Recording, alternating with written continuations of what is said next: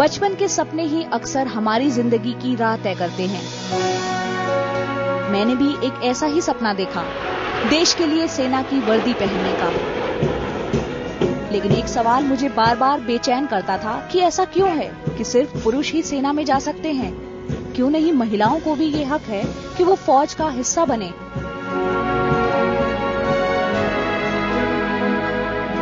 उन्नीस में मेरा सपना पूरा हुआ जब एयरफोर्स ने महिलाओं के लिए अपने दरवाजे खोल दिए।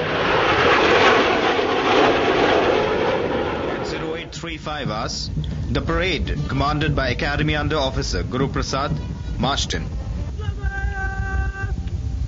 Ladies and gentlemen, today history is being made in the environs of this academy as for the first time 12 dynamic women cadets of number 1 Short Service Commission are being commissioned at this graduation parade. 24,000 applications में से जिन 12 लड़कियों को पहली बार air force के लिए चुना गया, उनमें से एक नाम मेरा भी था।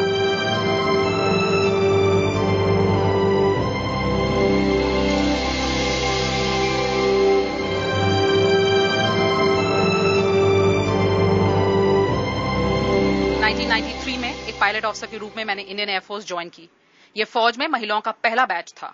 शायद यही वजह है कि हम सब में अपने आप को प्रूव करने का एक जुनून था। सेना के इतिहास में पहली बार चुनकर आई 12 महिला कैडेट्स को शुरुआत में 5 साल के लिए फौज में भर्ती किया गया। इस सर्विस पीरियड के दौरान हमारी परफॉर्मेंस हमेशा अच्छी रही, यहाँ तक कि अपनी टीम के बीच मेरा स्कोर हमेशा सबसे ज्यादा रहा। मुझे इस बात का यकीन था कि मेरिट के आधार पर 5 साल बाद मुझे परमानेंट कमीशन दे दिया जाएगा। लेकिन फौज ने महिला कैडेट्स के लिए शायद कुछ और ही तय कर रखा था।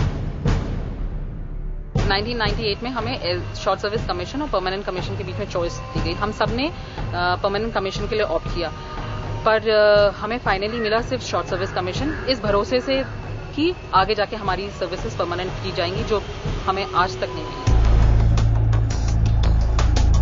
परमानेंट सर्विस कमीशन का मतलब है सेना को 30 साल तक अपनी सेवाएं देने का मौका और रिटायरमेंट के बाद पेंशन सहित दूसरी सुविधाएं।